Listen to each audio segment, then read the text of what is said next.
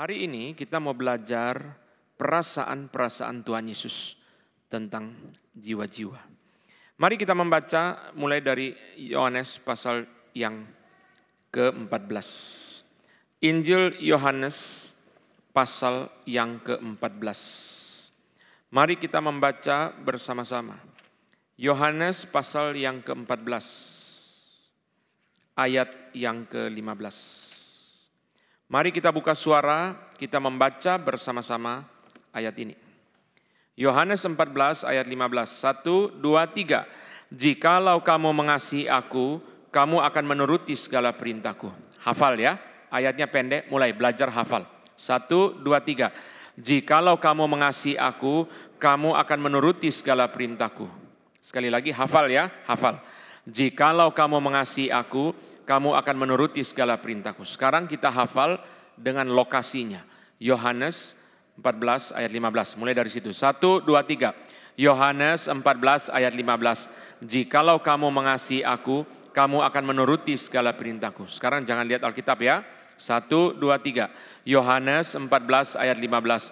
Jikalau kamu mengasihi aku, kamu akan menuruti segala perintahku. Jadi bicara mengenai ketaatan dan mengasihi Tuhan gampang sekali. Bagaimana caranya kita mengasihi Tuhan? Taat perintahnya. Bagaimana orang itu bisa taat perintah Tuhan kalau dia mengasihi Tuhan? Sederhana, sesederhana itu. Coba saudara perhatikan seorang mama,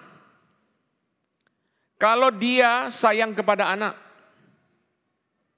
dia bersihin anak itu mencret di celana. Dia merasa diri dia pembantu enggak? Kamu mencret terus, 3 kali mencret lagi masuk panti asuhan. Lu pikir gue babysitter? Gak ada. 300 kali mencret pun dia layani enggak? Kenapa? Karena jikalau kamu mengasihi aku, kamu menuruti perintahku. Simple. Orang yang jatuh cinta kepada pacarnya, biar pacarnya tinggal di Jogja, bolak-balik jemput, rela enggak? Apa dia bilang? Emang lu pikir gue supir online? Enggak. Dia lakukan itu dengan rela. Kenapa? Ini prinsip yang sederhana.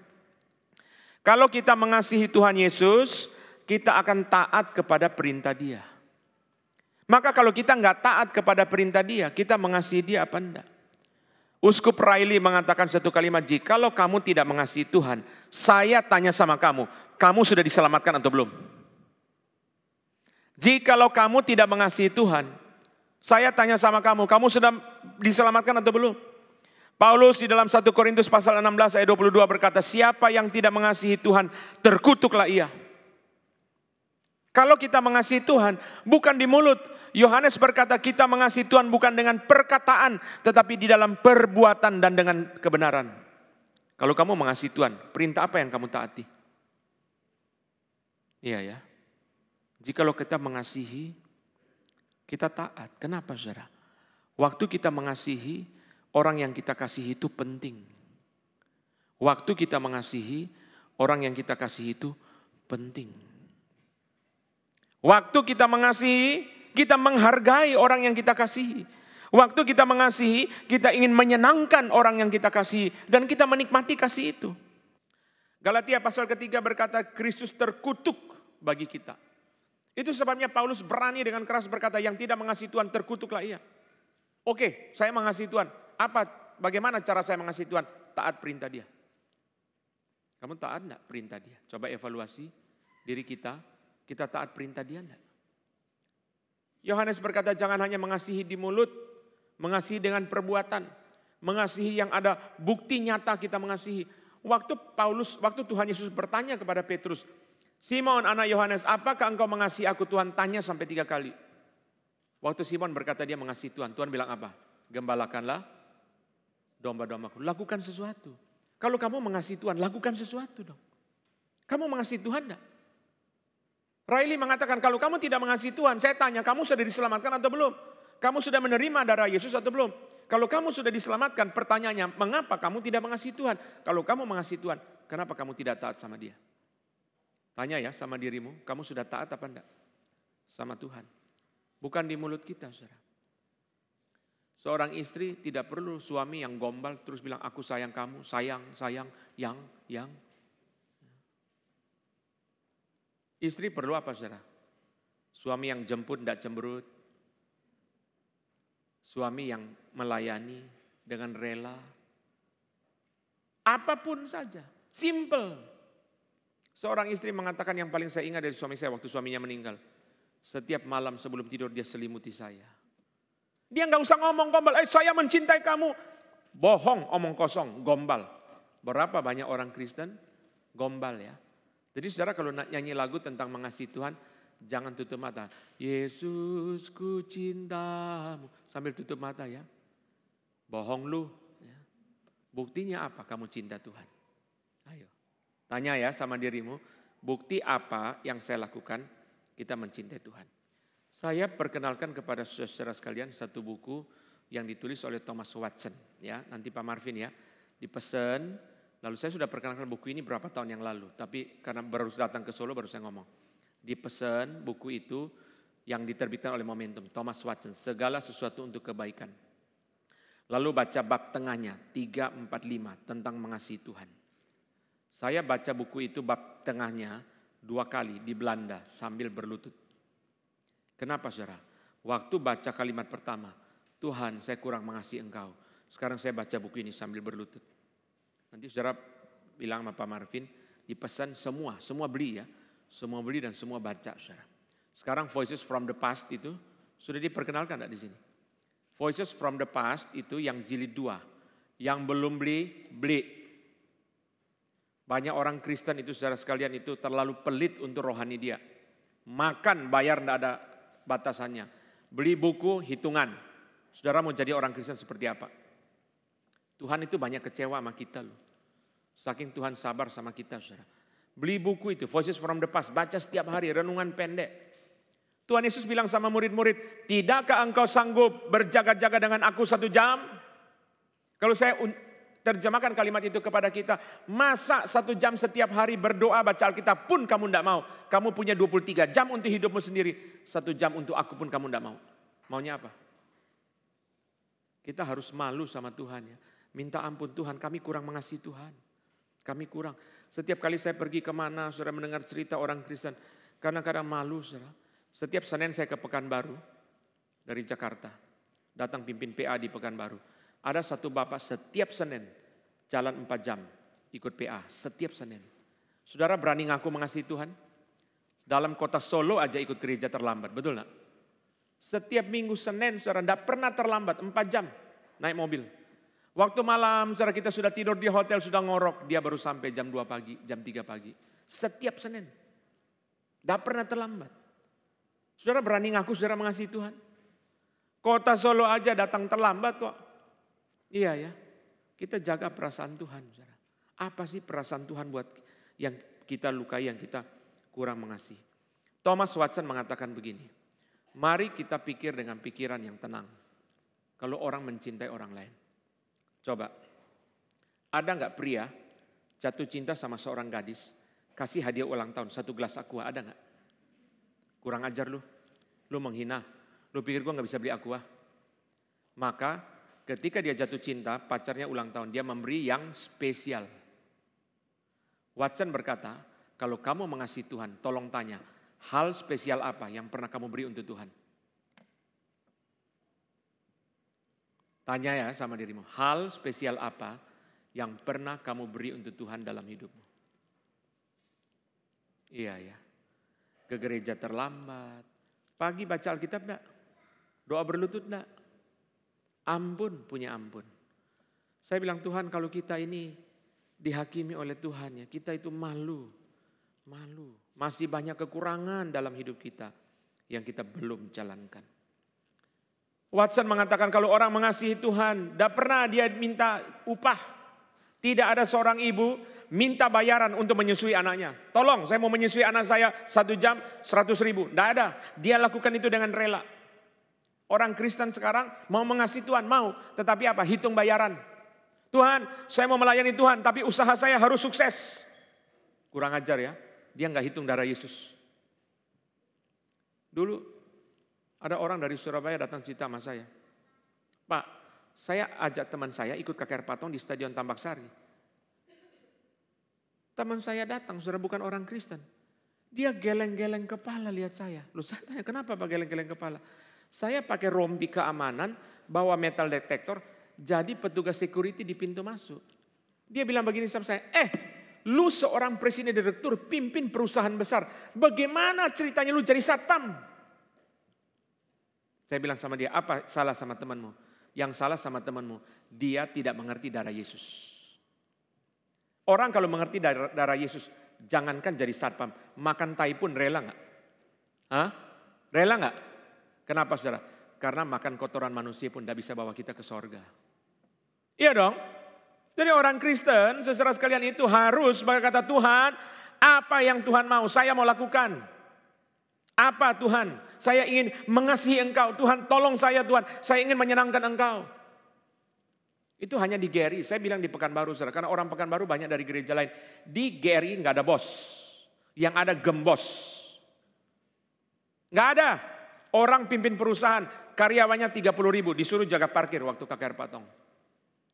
Kenapa? Itu hanya di GRI. Nggak ada gereja seperti itu. Di semua gereja orang kaya duduk depan pakai jas jadi orang penting. Hanya di GRI semua turun ke bawah. Kenapa? Karena darah Yesus. Saya masih ingat saudara. Waktu tahun 2008 Katedral Mesias diresmikan. Patong bilang di masterclass waktu itu. Setelah masterclass, semua kita ke Mesias bersihkan. Besok itu peresmian. Ada seorang pengusaha bilang gini sama Patong. Patong, saya bawa karyawan saya dari kantor saya 9 orang. Nanti bantu bersih-bersih. Patong bilang apa? Tidak usah. Bukan dia yang ditebus oleh darah Yesus. You yang ditebus oleh darah Yesus. Benar tidak omongan ini? Iya ya. Dia belum percaya. Dia bukan orang yang sudah ditebus oleh darah Yesus. Yang Tuhan mau orang yang ditebus oleh darah Yesus. Sadar Tuhan saya sudah ditebus. Saya ingin mengasihi Engkau Tuhan. Saya ingin memberi yang terbaik untuk Tuhan. Saya tidak ingin mengecewakan. Tadi malam saya bilang sama pengurus. Gereja tidak bisa berkembang kalau pelayanan asal-asalan. Tidak mungkin. Gak ada gereja berkembang saudara karena asal-asalan. Bikin apa asal-asalan. Gak bisa. Pengkhotbahnya asal-asalan. Pengurusnya asal-asalan. Bikin apa ya asal-asalan. Asal ada, tidak mungkin. Banyak orang harus malu. Dia bikin rumah dia yang terbaik. Itu didikan Patong yang mendidik kita. Bikin gereja yang terbaik. Kenapa? Banyak orang bikin rumah terbaik. Bikin gereja asal-asalan. Paling celaka ya, paling celaka. Orang persembahkan mobil ke gereja. Mobil dia sudah rusak-rusak, sulit dijual, kasih ke gereja. Itu bukan persembahan, itu penghujatan. Kenapa? Karena pendeta terima mobil itu, setiap minggu gembalakan jemaat, setiap Senin gembalakan mobil. Karena mobil dibawa ke bengkel tiap minggu. Mobil sudah rusak-rusak, tidak bisa dijual. Sudah iklan di Solo Pos, tidak ada yang mau beli. Akhirnya apa? Sudah, puji Tuhan ada jalan keluar apa? Sumbang ke gereja. Parkir rumah penuh, hati gelisah, bawa ke gereja, Pak saya mau persembahan. Lalu nyanyi lagu persembahan ini sedikit sekali kiranya Tuhan. Kurang ajar ya. Yuk pakai mobil paling bagus, mobil jelek kasih Tuhan. Bener gak? Ada orang mengatakan, mobil saya mau saya jual. Terus uang persembahkan gereja. Enggak. Setelah saya jual, saya tambah beli mobil baru, saya kasih gereja. Itu namanya persembahan. Bukan rongsokan serahkan gereja. Sama. Banyak pemuda waktu muda tidak mau melayani Tuhan. Waktu muda tidak mau hidup bagi Tuhan. Sudah sakit-sakitan, sudah stroke. Datang ke gereja, Pak pendeta bisa pelayanan enggak? Bawa kantong kolekte aja nggak bisa kok. Kenapa sudah jadi rongsokan baru mau melayani? Waktu sehat mau melayani, tidak mau. Waktu sehat tidak mau serahkan diri. Banyak seperti itu. Seorang pemuda yang badan sudah rusak semua karena penyakit kelamin. Setelah bertobat bilang sama pendeta, Pak pendeta saya mau pelayanan. Pendetanya bilang, kamu salaman aja, orang tidak mau. Karena penyakit kulit sudah seluruh tubuhmu. Kamu pakai baju aja sampai lengannya harus sampai di ujung jari. Pakai baju sampai tutup leher. Karena leher ini semua sudah penyakit kulit. Karena terus hidup seksualnya tidak beres. Sudah bertobat, Pak saya mau jadi hamba Tuhan. Gimana? Kalau kamu jadi hamba Tuhan, jemaat itu disalami, jemaat tidak mau. Nanti menular penyakit kelamin. Iya ya. Kenapa sudah jadi rongsokan? Baru saya tidak khotbah hari ini mengenai ini. Karena banyak kalau datang 10 tahun sekali, saudara khotbah cuma 2 kali. Betul gak? Datang 10 tahun sekali mesti khotbah 10 bulan, ya kan? Saya datang ke Solo 10 tahun yang lalu. Saudara mesti dengar di YouTube khotbah-khotbah saya itu, saudara cari sendiri. Waktu Yesus minta keledai, ada 2 syarat. Keledainya apa? Pertama, muda. Kedua, belum pernah ditunggangi orang. Kenapa muda? Yesus tidak mau keledai tua yang sudah encok-encok serahkan dia. Kedua, keledai yang belum pernah ditunggangi orang. Berarti apa? Yang terbaik, yang baru. Bukan yang jelek-jelek serahkan kepada Tuhan. Bukan. Yang terbaik, ingat setiap orang beri persembahan yang terbaik. Kalau saudara beri persembahan minggu, di dompet hanya ada uang kecil, tidak bisa beri persembahan. Jangan beri persembahan, pulang transfer. Jangan asal buka dompet ada 5.000, lu pikir Tuhan tukang parkir. Banyak kita tidak beres, saudara, kita harus bertobat. Iya ya, asal uang buka dompet 5.000 ambil ke, puji Tuhan saya sudah persembahan. Karena kantong lewat depan saya gelisah kalau nggak kasih uang. Siapa bilang? Pulang sampai rumah transfer yang terbaik. Amin. Amin. Wah, khotbahnya pedas ya. Untung saya nggak suka sambal. Saya suka sambal lebih pedas lagi khotbahnya. Kita harus dididik sama Tuhan. Kenapa saudara? Karena iya ya kita banyak nggak benar. Jikalau kamu mengasihi aku, Yesus bicara simpel sekali. Kamu taat perintah Tuhan. Nah sekarang saya mau bicara satu perintah yang harus kita taati. Mari kita buka Matius pasal yang ke-28. Dari semua perintah itu kita bicara hanya satu perintah yang harus kita taati. Matius 28, mari kita baca.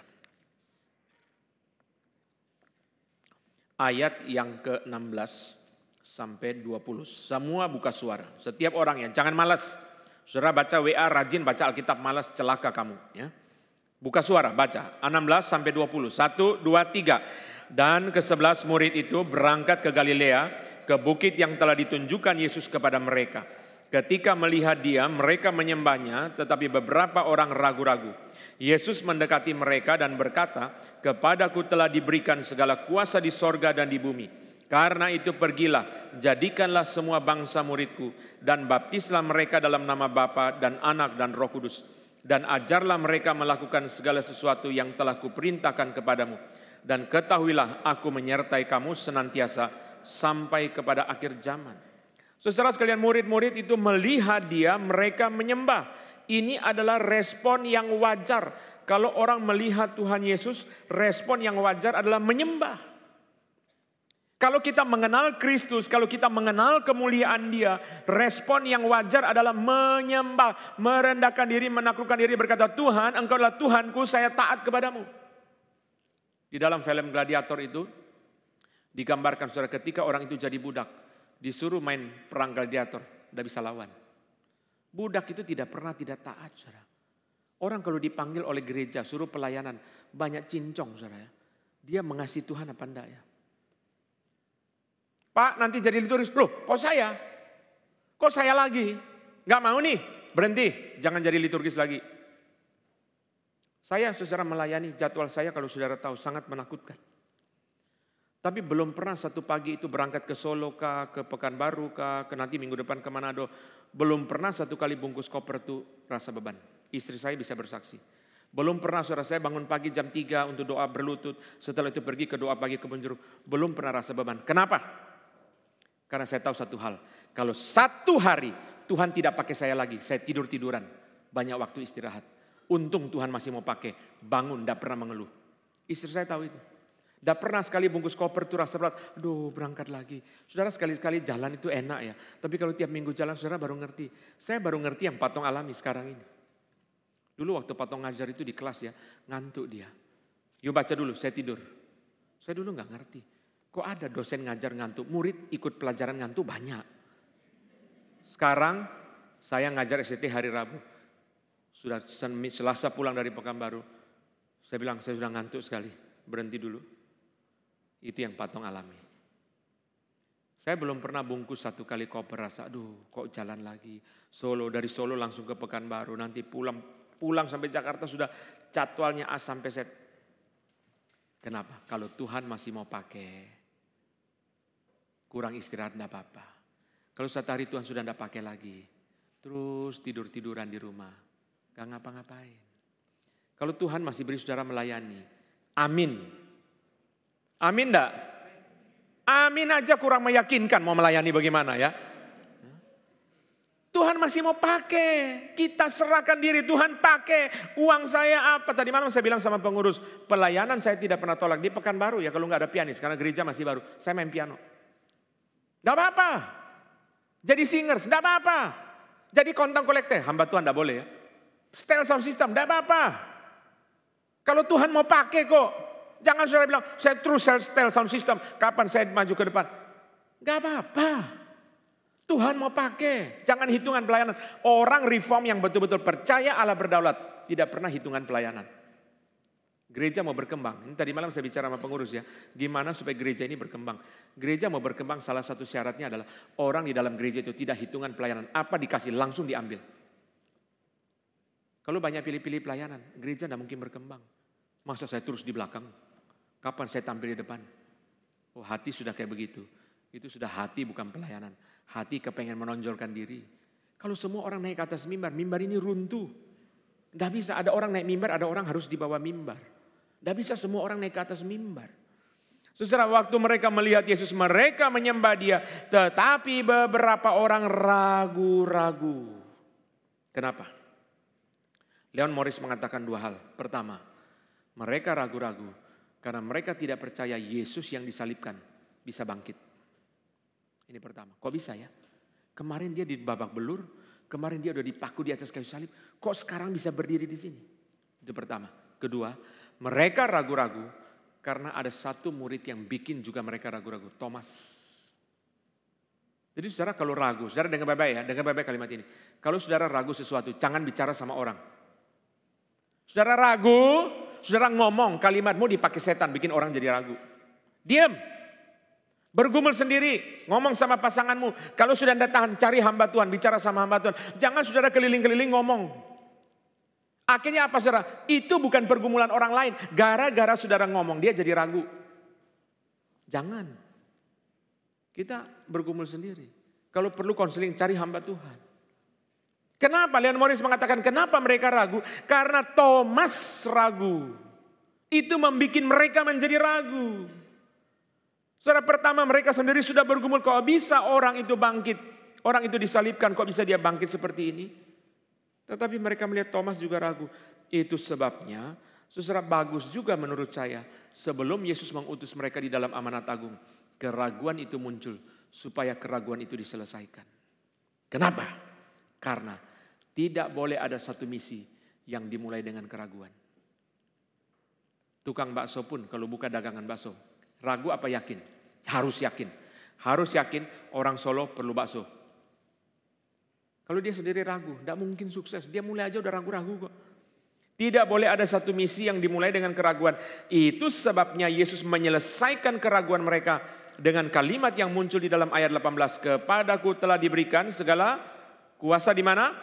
Sorga dan di bumi. Yesus mendekati mereka. Perhatikan bijaksana Tuhan Yesus. Perhatikan bijaksana Tuhan Yesus. Yesus mendekati mereka. Orang yang ragu tidak mau mendekati. Itu sebabnya kita diutus untuk mendekati. Banyak orang kalau ada orang ragu kepada reform dia menjauh. Kalau ada orang ragu kepada Injil dia menjauh. Salah. Yesus mengajar kita ketika murid-murid ragu dia mendekati mereka. Kenapa? Orang ragu, dia tidak bisa datang sendiri. Kitalah yang harus mendekati dia. Iya ya. Orang ragu itu bukan melawan. Orang ragu itu bergumul. Saudara jangan lupa, orang ragu bukan melawan. Orang ragu itu apa? Bergumul. Benar enggak? Orang ragu, dia lagi ragu. Didekati, dicintai, ditopang. Saya suka bilang sama jemaat. Kalau anak itu ragu-ragu iman dia, jangan digempur. Banyak anak menjadi ateis karena waktu dia ragu, papa mama gempur dia. Hanya untuk membela muka papa mama yang rasa malu kalau pergi ke gereja, anaknya tidak ke gereja. Itu dosa, saudara. Gelas, kalau orang Jawa bilang ya, gelas kalau retak, ojo diperkes. Kalau perkes pecah enggak? Dipegang hati-hati, dilem. Anak itu sudah bergumul, pulang digempur sama papa mama. Kamu anak setan. Ya jadi setan betul. Yang suruh dia jadi setan siapa? Papa mamanya sendiri. Kenapa saudara? Kita malu ke gereja, papa mama aktif di gereja, kok kamu gak ke gereja? Jangan jadikan muka kita sebagai dasar. Itu sudah salah. Dia bergumul, dia harus didekati. Yesus mendekati mereka yang ragu-ragu, dia didekati. Dia ditopang, dia didoakan, dia dikuatkan. Ada anak yang ateis dari keluarga Kristen. Dan papanya sangat setia melayani Tuhan. Sampai satu hari dia bertobat, katekisasi, CD, dan dia kembali ke gereja. Orang tanya sama dia, kenapa kamu kembali? Dia jawab satu pertanyaan. Waktu saya ragu kepada Tuhan, saya ragu kepada Alkitab, saya ragu kepada Injil, saya ragu kepada kebenaran. Semua hal saya ragu, hanya satu saya tidak ragu. Papa, mama saya mengasihi saya, menerima saya. Akhirnya saya tahu itu dari Tuhan. Ada anak yang kecenderungan seksualnya gak baik. Waktu papa mamanya tahu pertama kali, mereka peluk dia. Mereka berkata, papa mama tetap sayang kamu, tidak berkurang sayangnya. Langsung dari mulut anak itu keluar kalimat, hari ini saya sembuh. Kita salah. Kenapa saudara? Ketika orang ragu, kita gempur dia, kita hantam dia, kita maki dia. Akhirnya dia tambah hancur. Waktu anak itu jadi gay, papa mama gempur dia. Dia tahu pasangan gayku lebih baik dari papa mama. Mulai hari ini aku putuskan seumur hidup jadi gay.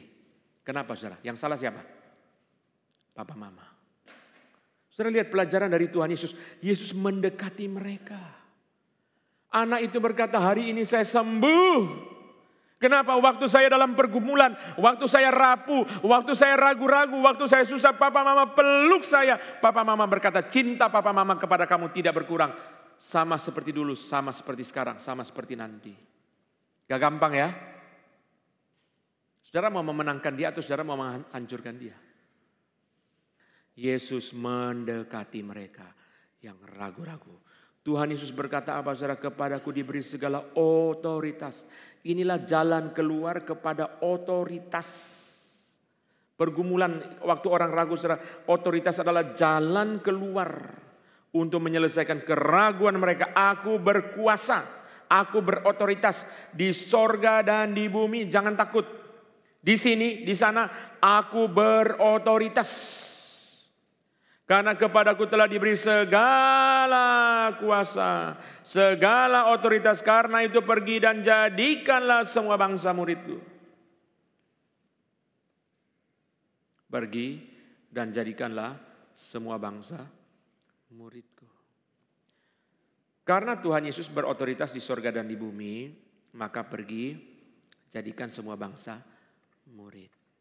Pergilah sampai ke ujung bumi. Karena dia berotoritas di sorga dan di bumi. Pergi. Kenapa harus pergi? Dengar baik-baik. Karena manusia berdosa tidak mungkin datang. Saya ulang ya. Ini jawaban paling sederhana. Kenapa harus pergi? Karena manusia berdosa tidak mungkin datang. 3 penjelasan. Pertama. Waktu Yunus berdosa, Tuhan suruh dia ke Niniwe. Dia pergi kemana? Halo? Waktu Yunus berdosa, Tuhan suruh dia ke Niniwe, dia pergi ke Tarsus. Niniwe di sebelah kanan, Tarsus di sebelah kiri. Tuhan suruh ke kanan, dia jalan ke kiri. Orang berdosa itu berjalan bertolak belakang dengan yang Tuhan mau. Maka kalau kita tidak pergi, dia gak bisa datang. Kedua, Yesaya berkata, orang berdosa, kita sekalian sesat seperti domba, masing-masing mengambil jalannya sendiri. Domba itu kalau ada bahaya datang, ngacir, ya orang Jakarta bilang itu, kocar kacir, saudara, langsung gak keruan. Kita mesti pergi cari, maka gembala harus pergi cari. Yunus berkata, dosa Yunus adalah Tuhan suruh dia ke kanan, dia bertolak belakang pergi ke kiri. Yesaya berkata, domba itu ketika tersesat, dia jalan ke arah yang bermacam-macam. Tuhan Yesus berkata, orang berdosa itu hilang. Itu sebabnya kita mesti pergi. Saudara mesti pergi keluar. Tadi malam saya cerita kepada pengurus, saudara, pergi. Dulu ya, zaman dulu itu. Belum ada DVD, VCD, dulu bukan DVD, VCD player. Jadi saudara masih ingat ya, setelah LCD, setelah laser disc itu, berikutnya itu adalah ya, video. Compact disc dulu video, VCD. Ada seorang dikasih VCD, kepingnya film Yesus. Lalu dia pergi ke sebelah rumah, Pak Haji, saya ada keping film, alat puternya enggak ada. Dia juga belum tahu namanya VCD player itu. Cuma bilang ada kepingnya, puternya enggak ada. Oh, ke rumah saya aja, kata Pak Haji. Puter sini film. Mereka nonton sama Pak Haji, istrinya. Film Yesus, saudara. Selesai, Pak Haji kepingnya saya ambil ya. Oh ya, besok bawa lagi. Saya panggil semua cucu saya datang nonton. Saudara, kadang-kadang kita sudah takut duluan ya. Ada orang bilang, tadi malam saya cerita. Dia bawa DVD patong, saudara pergi ke rumah temannya. Karena dia kalau kasih DVD, temannya enggak baca. Jadi saudara, itu memang benar saudara. Saya suka bagi traktat ya. Pak Marvin ini kan suka bagi traktat. Saya dulu waktu dari Bandung ke Jakarta itu tiap kali masuk airport Soekarno-Hatta itu bagi traktat terus. Bagi. Ke tukang parkir itu bagi terus. Satu kali saya keluar, saya kasih. Oh, Bapak yang suka kasih. Kenapa? Saya Kristen, Pak. Bapak kasih teman-teman saya semua kasih saya, Pak. Dari sekarang di rumah saya banyak traktat. Saya bilang itu tugas kamu. Sekarang cari mereka suruh baca. Nah, saudara sekalian, jadi itu yang kita lakukan. Kita mesti pergi ke teman kita, bawa bakso, bawa soto, ngobrol-ngobrol, makan. Lalu ayo nonton, dengar yuk ceramah-ceramah. Nanti dia nggak mau, nggak usah lah, bosan. Ya dengar dulu, banyak cerita menarik. Saya suka putar khotbah patong di taksi itu, saudara, kepada supir taksi. Waktu saya turun dia bilang, Bapak tadi yang ceramah pinter juga ya. Berarti dia mulai terkesan, saudara. Ada yang bilang, wah saya baru tahu ya tentang keuangan tuh mesti begini. Jadi saudara, kita putarkan dia KKR patong ya. Banyak loh kesaksian yang kita bisa lakukan untuk penginjilan. Yang penting saudara punya niat mau pergi. Karena Tuhan suruh kita pergi. Ada seorang cerita sama saya, Pak satu hari supir saya antar ke gereja pusat itu. Waktu setelah sampai di drop off, dia bilang, Pak, Tuan, saya parkir mobil nanti saya ikut masuk ya. Oh, kenapa kok kamu mau masuk? Saya juga mau percaya Tuhan Yesus. Loh, bagaimana ceritanya? Kan Bapak suka putar khotbah. Kalau jangan jadi bosnya itu suka bawa khotbah-khotbah patong itu diputar di mobil. Terus jalan, saudara. Kadang bosnya ngantuk, kadang bangun, saudara. Ke kantor, pulang, tiap hari kan putar, saudara. Setiap hari. Saudara, mungkin ya, waktu bosnya itu tidur, waktu patong tanya, siapa hari ini mau terima Yesus? Sopirnya sambil bawa, saya mau terima Yesus. Saya kalau diantar dari Jakarta sama supirnya pengurus Semarang itu dulu waktu pandemi itu, saudara. Supir itu, saudara, saya putar khotbah saya, putar khotbah patong di YouTube, saudara, dia dengar tuh sepanjang jalan kan dari waktu awal pandemi kan saya ke Semarang naik mobilnya. Terus besok lusa pulang, dia bilang sama saya, Pak, wah saya dengar Bapak tadi ceramah bagus sekali waktu saya masuk hotel nginap, saya sambung terus Pak. Bapak punya ceramah, saya cari lagi di YouTube yang lain Pak. Kita bisa lakukan kalau kita punya niat pergi dan jadikanlah segala bangsa murid. Pergi dan jadikanlah segala bangsa murid. Segala bangsa, berarti segala suku bangsa. Kenapa? Karena semua manusia sudah berdosa, semua suku bangsa perlu Injil, semua suku bangsa perlu Tuhan Yesus. Kita itu seringkali takut ya. Saudara, Paulus berkata dalam Roma 1 ya, kita tidak bahas hari ini. Aku tidak malu karena Injil. Sebab Injil adalah kekuatan Allah yang menyelamatkan. Kenapa Paulus ngomong begitu? Karena itu pergumulan kita semua. Rasa malu, rasa takut ketika menginjili. Saya pernah masuk pasar besar di Malang, saudara. Membagikan traktat. Ada orang yang gede, hitam, besar. Tangan dia 2 kali tangan saya. Brewok, saudara. Waduh. Saya kalau kasih dia traktat, kalau dia pukul saya, UGD ya. Saya ngomong sama dia, selamat siang Pak. Waktu saya dengar dia ngomong, saudara. Wah, saya punya keberanian naik 20 kali lipat. Kenapa saudara? Karena suara dia kayak perempuan. Jadi cuma penampilannya, wah tahu gini dari tadi saya penginjilan sama dia ya. Saudara kadang-kadang udah takut duluan. Kenapa saudara? Karena lihat penampakan dia. Saudara jangan lupa, dia penampakannya serem. Jiwanya perlu Yesus enggak? Jiwanya perlu Yesus enggak? Perlu. Kita takut, saudara. Saya masuk ke rumah sakit, saudara. Perawat bilang, Pak, ini orang pertama di Bangsal itu sakit jiwa, Pak. Perawat baru ditonjok. Kok saya bawa kabar baik, kok perawat kasih kabar buruk ya? Bagaimana? Penginjilan enggak? Harus menginjili. Tapi biasa manusia berdosa ya. Sebelum penginjilan pikiran-pikiran nakal muncul dulu. Berdiri agak jauhan, nanti kalau dia tonjok gak nyampe ya. Lalu kalau doa jangan tutup mata, doa buka mata aja.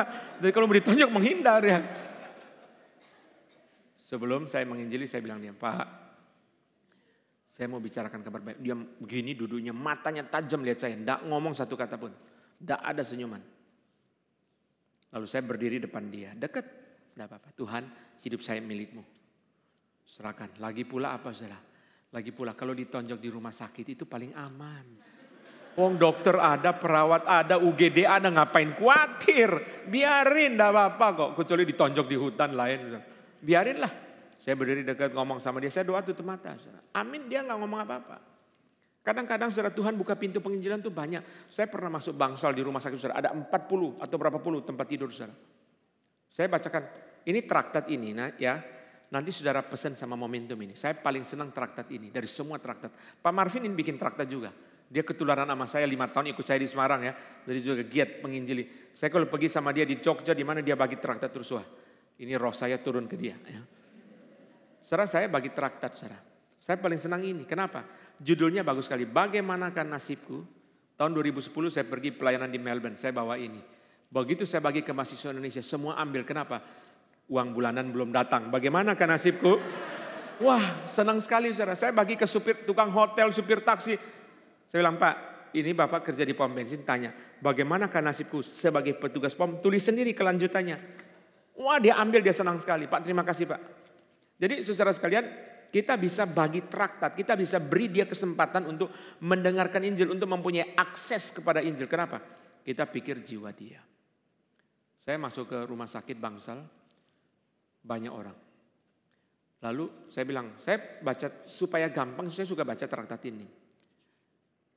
Pak Siombing, Bu Siombing istrinya, boleh gak saya bacakan firman untuk Bapak? Oh boleh Pak, cuma satu pesan Pak. Apa Bu? Yang keras bapaknya tuli. Jadi saya baca, Allah mengasihi saudara dan menginginkan agar saudara memiliki kehidupan yang penuh damai. Perawat langsung datang, ada apa Pak? Kenapa ribut Pak? Bukan. Bapaknya tuli. Jadi begitu saya baca satu Bangsal 40 orang semua dengar Injil. Saudara. Termasuk perawat semua dengar Injil. Oh bukan saya yang mau. Karena istrinya bilang bapaknya tuli Pak yang kenceng kalau baca. Jadi saudara sekalian banyak kesempatan peluang saya kalau cerita enggak. Sampai ini sudah jam 10.20 ya enggak habis-habis saudara. Banyak. Saudara harus minta satu hal. Dengar baik-baik kalimat ini. Minta sama Tuhan kesempatan untuk menginjili. Saya minta. Dan Tuhan kasih. Waktu saya kuliah di UI, saudara, saya minta sama Tuhan, Tuhan beri saya kesempatan di depan semua orang ini, saya menginjili. Bagaimana caranya? Saudara kalau saya cerita, saudara tidak percaya, Tuhan itu luar biasa. Kami masuk di namanya conference room, conference classroom itu ruangan kelas conference itu adalah ruang kelas besar, setiap duduk itu ada mikrofon. Karena mahasiswa banyak ditaruh di situ, lalu kalau orang mau nanya, nyalain mikrofon, nanya seperti sidang DPR itu. Itu di UI kan ada ruangan seperti itu. Kita masuk situ. Saudara sekalian, seorang profesor perempuan, itu ahli sastra Prancis ya. Orang muslim, saudara, seorang ibu. Dia mengajar mengenai teori simbol. Itu di teori, mantapnya teori kebudayaan. Dia bilang, saudara, salah satu simbol yang paling terkenal itu adalah perjamuan kudus. Saya mau tanya, di dalam kelas ini ada nggak orang Kristen yang bisa jelaskan mengenai perjamuan kudus? Wah langsung saya angkat tangan. Secara heran ya, simbolnya kok bukan bicara tentang simbol yang lain. Umpama burung merpati, Roh Kudus. Kok persis simbolnya perjamuan kudus, saudara? Saya minta Tuhan beri saya kesempatan menginjili mereka. Saya jelaskan saudara tentang perjamuan kudus, darah Yesus, anggur, tubuh Yesus dipaku di kayu salib saudara. Jelaskan saudara beberapa menit. Setelah itu selesai saya rasa nyesel. Kurang lama, mestinya sekalian KKR regional, sekalian calling saudara ya. Wong Tuhan sudah kasih kesempatan kok. Wah, saudara harus minta. Meskipun iparmu galak, minta sama Tuhan. Tuhan beri saya kesempatan. Saya bilang sama istri saya, Mama, Mbak tugas Mama. Mbak tugas Mama, injili. Tukang koran saya. Tukang koran datang, antar koran. Mas Wahyu, namanya Wahyu. Mau tahu nggak arti Wahyu di Alkitab? Saya jelasin dia Injil. Pembantu saya satu kali datang pagi-pagi, Ci, saya kok tadi malam rasa takut mati ya Ci ya. Istri saya injili dia. Jadi saudara, kesempatan penginjilan itu sangat terbuka lebar. Yang penting saudara punya niat mau pergi untuk bicara kepada mereka. Saya tidak jelaskan terus bagian ini saudara. Tapi pergi sampai mereka jadi murid. Yesus berkata, jadikanlah segala bangsa murid. Berarti terus menerus berusaha supaya dia percaya Tuhan dan dimuridkan. Mari kita baca bagian yang terakhir. Matius 9 ayat yang ke-36. 35, 36 dan sampai 38. Mari kita baca. Matius 9 ayat 35 sampai 38. 1, 2, 3. Demikianlah Yesus berkeliling ke semua kota dan desa. Ia mengajar dalam rumah-rumah ibadat dan memberitakan Injil kerajaan sorga. Serta melenyapkan segala penyakit dan kelemahan. Melihat orang banyak itu, tergeraklah hati Yesus oleh belas kasihan kepada mereka. Karena mereka lelah dan terlantar seperti domba yang tidak bergembala. Maka katanya kepada murid-muridnya, tuaian memang banyak tetapi pekerja sedikit. Karena itu mintalah kepada Tuhan yang mempunyai tuaian supaya ia mengirimkan pekerja-pekerja untuk tuaian itu. Saudara sekalian, Tuhan Yesus berkeliling kota dan desa. Rumah ibadat, orang sakit. Dia melihat sendiri betapa banyaknya orang yang perlu Injil. Tuhan Yesus berkeliling kota dan desa. Kenapa? Karena baik di kota maupun di desa orang perlu Tuhan Yesus. Saya berkhotbah ini sudah di khotbah-khotbah yang lain. Saudara bisa dengar di khotbahnya di YouTube-nya Kebun Jeruk. Saudara, seringkali kita itu mempunyai satu perasaan yang salah. Yaitu apa? Ketika kita lihat tukang beca, ketika kita lihat pengemis, pemulung, kita rasa dia perlu Yesus. Kita lihat orang naik mobil Mercy, BMW, orang kaya, HP-nya bagus, arlojinya mahal, kita tidak rasa dia perlu Yesus. Padahal dia juga perlu Yesus. Kasihanilah jiwa dia. Jangan saudara karena rasa dia orang kaya, dia nggak perlu Yesus, dia perlu Yesus. Yesus berkata, apa gunanya seorang memperoleh seluruh dunia? Jiwanya binasa. Jiwanya binasa, kenapa? Karena seluruh dunia pun tidak bisa menebus dia, tidak bisa membawa dia ke sorga, tidak bisa memberi pengampunan kepada dia. Tuhan Yesus berkeliling ke kota dan ke desa. Karena di kota dan di desa orang itu perlu Injil. Pada waktu Pak Tong ulang tahun ke-60 dulu saudara. Lalu dirayakan di gereja. Pak Tong berkata satu kalimat yang saya masih ingat. 22 tahun yang lalu, 23 tahun yang lalu. Saya tidak pernah tahu ulang tahun saya. Yang saya tahu dari kota ke desa, orang perlu Tuhan Yesus. Dari kota ke kota, dari desa ke desa, orang perlu Tuhan Yesus. Iya betul ya. Saudara sekalian, Yesus berkeliling dari kota ke kota, desa ke desa.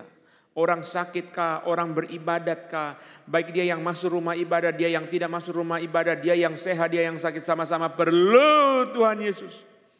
Itu sebabnya ayat ke-6 36 berkata, melihat orang banyak itu tergeraklah hati Yesus oleh belas kasihan. Melihat, setelah melihat saudara harus ada hati yang berbelas kasihan. Waktu kita melihat, kita minta Tuhan menggerakkan hati kita. Tuhan kasihan, kalau dia tidak mendengar Injil dia binasa. Kadang-kadang kita egois.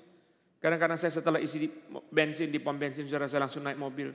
Iya ya, egois ya, saya kepengen nyaman. Saya naik taksi kepengen tidur, di taksi kepengen nyaman.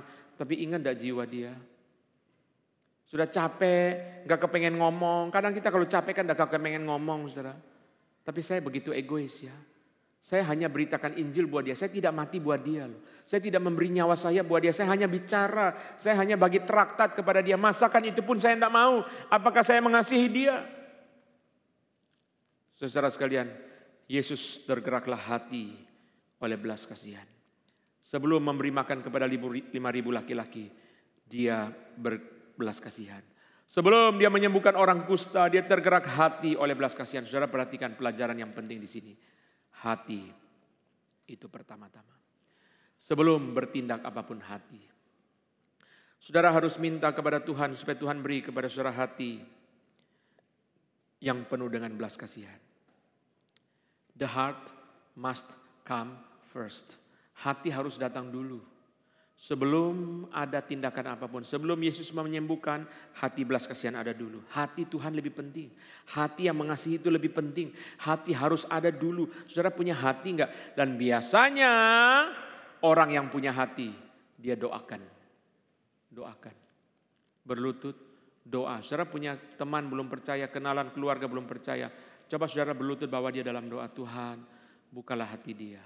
Tuhan, selamatkan dia. Tuhan, kasihani jiwa dia. Buka. Saya berkata kepada saudara sekalian, banyak yang saya bisa ceritakan. Banyak.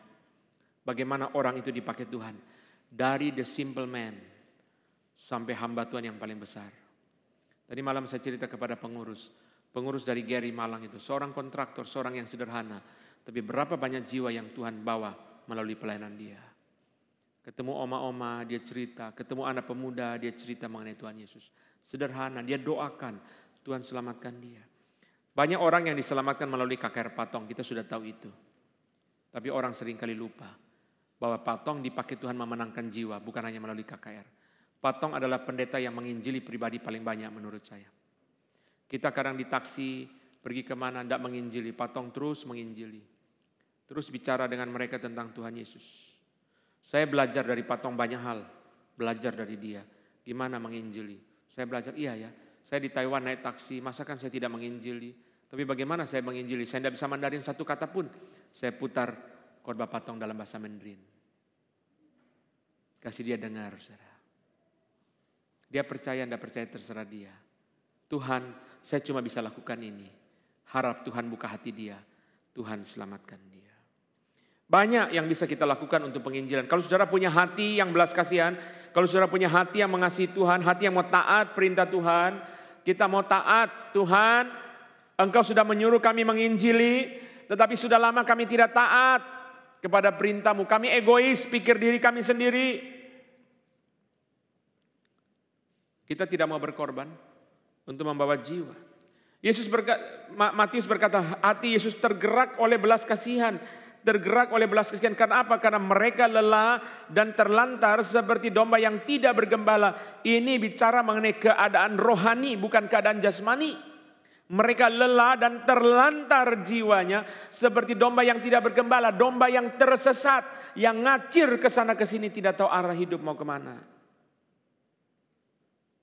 Seorang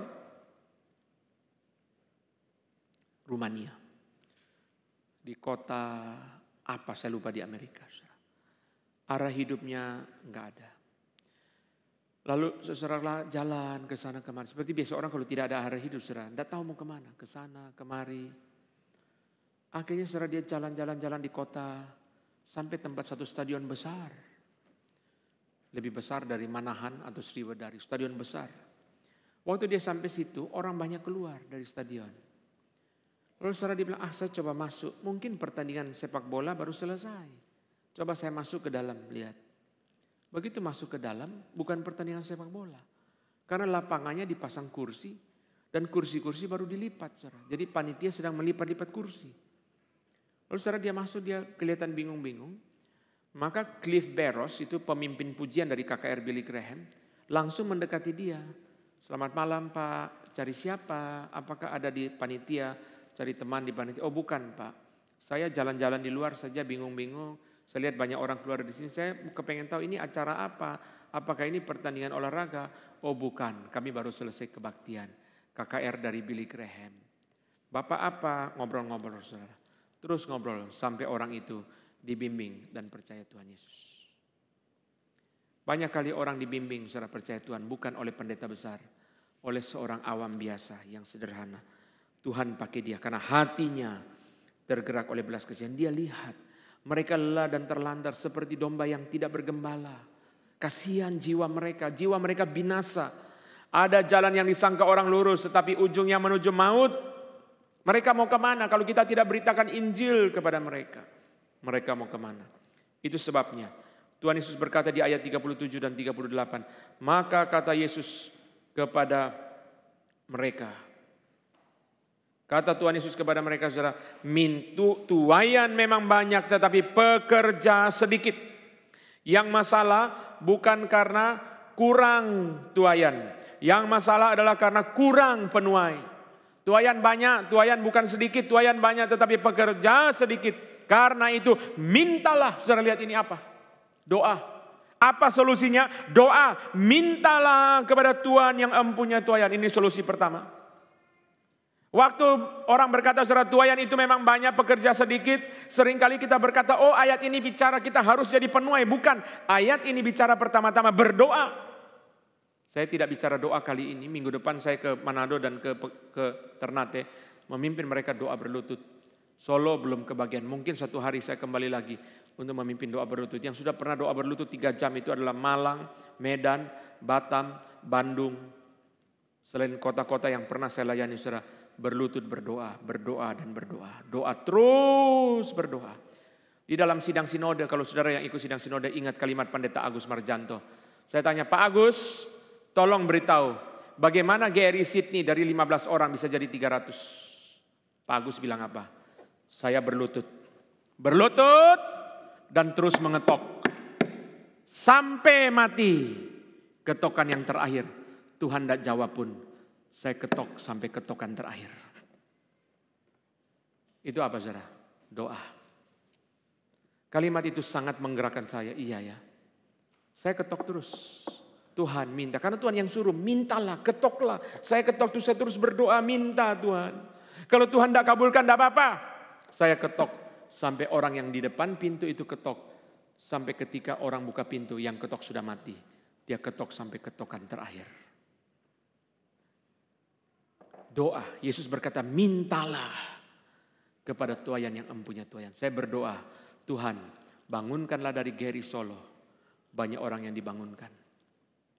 Tadi malam saya bicara kepada pengurus hati saya. Hati saya apa? Tuhan bangkitkan gereja ini menjadi gereja yang kuat. Amin. Gereja kuat itu apa saudara? Orang dimenangkan banyak. Setelah dimenangkan semua menyerahkan diri. Mau dipakai Tuhan. Gereja kuat itu bukan jemaatnya banyak. Bukan persembahannya banyak. Bukan. Gereja kalau persembahannya banyak, jemaatnya banyak, semua tidak mau pelayanan. Itu gereja lumpuh. Makin banyak jemaat, makin berdosa. Gereja kuat adalah jemaatnya bertumbuh, tambah banyak. Mereka bertumbuh rohani, semua mau terjun pelayanan. Semua mengerti anugerah Tuhan. Kapan Pak Dawis telepon, ayo kita berangkat ke Magelang, langsung jalan. Itu namanya gereja yang bertumbuh. Bukan karena, oh jemaatnya banyak penuh, lalu foto di bagus. Itu gereja Instagram, bukan gereja kuat. Gak ada gunanya foto di Instagram bagus, banyak jemaat. Gedung bagus, jemaatnya banyak. Tapi disuruh pelayanan semua banyak alasan. Itu bukan gereja kuat. Maka saya tidak pernah pakai istilah gereja besar. Gereja kuat. Gereja kuat adalah gereja yang jemaatnya bertumbuh. Bertumbuh jumlahnya, bertumbuh rohaninya. Dan semua siap dipanggil untuk pelayanan. Kalau GRI Solo dipimpin Tuhan buka cabang di Papua, siap. Pak Dawi, saya sebulan sekali berangkat ke Papua. Itu namanya gereja kuat. Jadi saudara bukan, oh kita kejar penginjilan supaya apa? Supaya kursi penuh. Bukan. Penginjilan supaya orang dimenangkan, setelah dimenangkan, dimuridkan. Setelah dimuridkan, dia mau melayani Tuhan. Saya bicara di Pekanbaru, ini karena gereja baru ya. Saya bilang saudara dari gereja lain, saudara masuk ke GRI, ingat satu hal. GRI punya satu ciri, ini gereja perang. Kita kalau di gereja itu gereja santai-santai.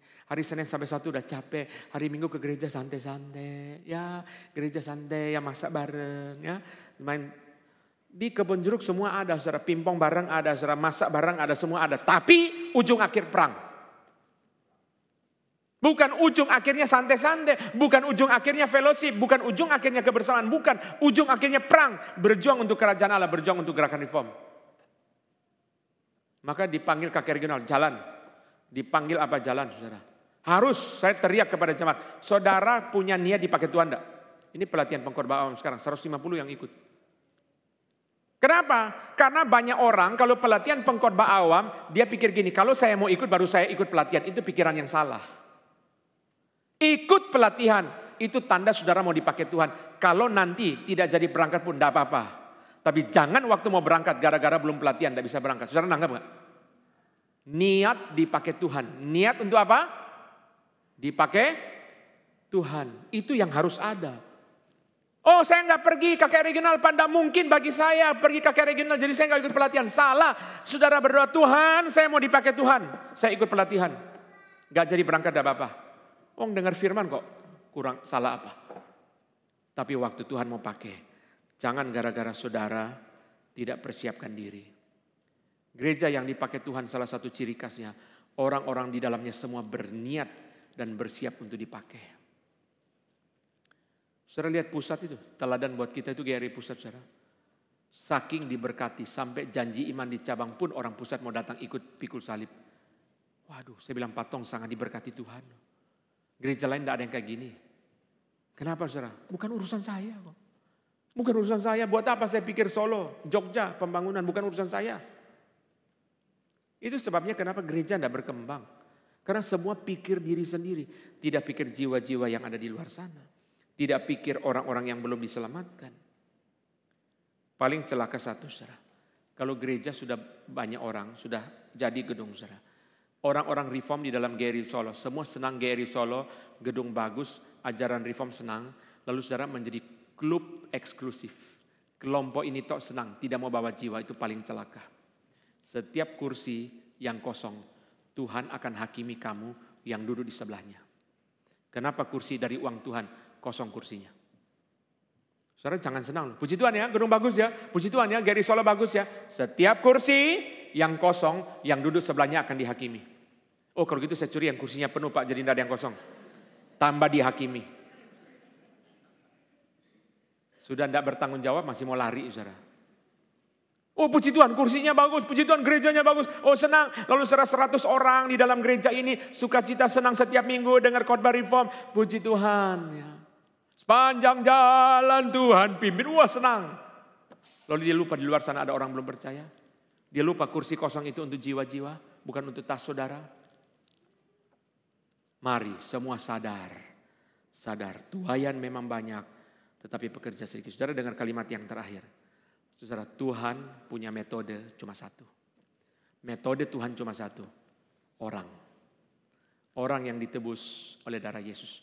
Disucikan, dibangunkan untuk dipakai. Jangan takut memberitakan Injil. Mari kita buka 2 ayat. Ini ayat Injil paling pendek. Saudara buka untuk saudara ingat tempatnya. Belum hafal sekarang tidak apa-apa. Tapi saudara ingat tempatnya untuk saudara pakai WA penginjilan. WA baik-baik, sales setiap hari ada sales yang kirim WA kepada saudara. WA dia, kasih dia Injil. Pertama 1 Petrus 3:18. WA baik-baik dia, kasih dia Injil. Ini 2 ayat Injil paling pendek seluruh Alkitab. Saudara kasih dia aja. 1 Petrus 3:18. Mari kita hafal tempatnya. 1 Petrus 3:18. Semua. 1 Petrus 3:18. Sekali lagi. 1 Petrus 3:18. Kita baca sama-sama. 1, 2, 3. Sebab juga Kristus telah mati sekali untuk segala dosa kita. Ia yang benar untuk orang-orang yang tidak benar, supaya ia membawa kita kepada Allah. Ia yang telah dibunuh dalam keadaannya sebagai manusia, tetapi yang telah dibangkitkan menurut roh. Ayatnya di mana? 1 Petrus 3:18. Jangan lupa. Isinya nanti saudara copy dari Alkitab HP. WA baik-baik orangnya, Pak terima kasih Bapak tawari saya beli mobil. Kalau saya terus beli mobil, saya jadi dealer mobil Pak. Ya, jadi saya kasih kabar baik kepada Bapak, tolong dibaca. Roma 10 ayat 9, mari kita baca. Roma 10 ayat 9, saya tiap hari ngomong ayat ini kepada banyak orang. Siapa saja ketemu, sopir taksi kah, siapa saja. Kasih tahu dia Injil. Roma 10 ayat 9. Ayo hafal tempatnya, Roma 10 ayat 9. 1, 2, 3. Roma 10 ayat 9. Sekali lagi, Roma 10 ayat 9. Mari kita baca, 1, 2, 3. Sebab jika kamu mengaku dengan mulutmu bahwa Yesus adalah Tuhan dan percaya dalam hatimu bahwa Allah telah membangkitkan dia dari antara orang mati, maka kamu akan diselamatkan.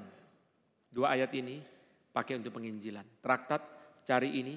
Traktat Pak Marvin yang Pak Marvin bikin juga ada. Saudara bersyukur ya, hamba Tuhanmu suka menginjili. Jadi saya khotbah, ada yang follow up, itu Pak Marvin. Itu berkat Tuhan untuk Solo. Jadi saudara tanya sama Pak Marvin, bagaimana Pak kami mau menginjili? Saya tutup dengan cerita ini karena khotbah sudah panjang. Satu keluarga suami istri di Iran, masa gerilya. Mereka mau pergi dari tengah kota, pergi keluar kota. Masa masih perang gerilya. Waktu sampai di pinggir kota, istrinya bilang sama suaminya, "Pak, kita belum beli air mineral. Berhenti dulu, ada toko swalayan, beli air." Oh ya, masuk parkir ke toko beli air. Waktu berhenti, di tembok itu ada seorang janggutan panjang, bawa senjata laras panjang, sender di tembok. Begini, saudara. Lalu istrinya teriak dari dalam mobil, "Pak, itu di sakumu depan itu ada Alkitab." Mereka bawa Alkitab Gideon, itu Alkitab kecil itu. "Kasihkan dia Alkitab." Suaminya tidak jawab apapun, masuk dalam toko. Setelah beli air, keluar, istrinya teriak lagi, "Pak, di sakumu itu ada Alkitab, kasih dia." Suaminya diam aja. Sesudah diam, lalu mereka dua naik mobil. Naik mobil, jalan keluar kota. Di jalan istrinya doa gini, "Tuhan, ampuni kami takut tidak berikan kepada dia Alkitab. Tuhan ampuni kami. Kalau besok dalam penghakiman terakhir, Tuhan tagih darah orang itu. Jangan tagih saya, tagih suami saya." Suami saya marah, "Kamu mau mati? Kamu mau saya mati? Kamu gak lihat dia pegang senjata laras panjang? Kamu gak lihat dia orang jenggot panjang begitu?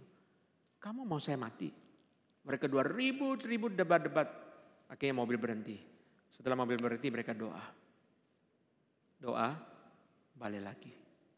Balik lagi, orangnya masih ada di situ, tunggu terus. Suaminya turun, kasihkan dia Alkitab. Setelah kasihkan dia Alkitab, dia cium Alkitab depan belakang. Dia bilang gini, "Terima kasih karena beri kepada saya buku kehidupan." Mungkin dia pernah berpikir atau mungkin dia mimpi. Dia diberi buku kehidupan, tidak tahu. Tapi dia terima buku itu, dia cium depan belakang, dia berkata, "Terima kasih sudah beri kepada saya buku kehidupan." 5 tahun kemudian, orang itu mati martir bagi Yesus. Mungkin dari traktat yang saudara berikan, dia jadi hamba Tuhan. Mungkin dari Injil yang saudara bagikan, dia jadi martir. Saudara tidak tahu. Mari kita berdiri, kita masuk ke dalam doa. Saya minta Pak Marvin untuk pimpin kita dalam doa.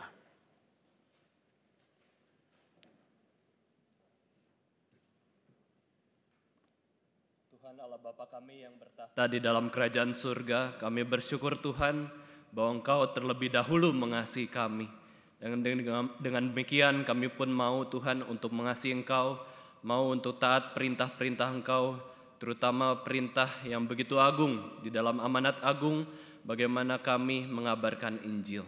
Ampuni kami Tuhan yang seringkali kami ragu-ragu, kurang berani, kurang setia kepada firman Tuhan. Kiranya kami boleh semakin mengerti anugerah Tuhan di dalam kabar baik, yaitu darah Yesus yang sudah menebus segala hukuman dosa kami. Pimpinlah hidup kami Tuhan supaya kami bisa menyenangkan Tuhan, supaya hidup kami ini sesuai dengan rencana Tuhan. Dan kiranya Tuhan boleh pimpin, berikan kami kesempatan untuk mengalami kehidupan Kristen yang sejati. Terima kasih Tuhan untuk firman-Mu pada hari ini.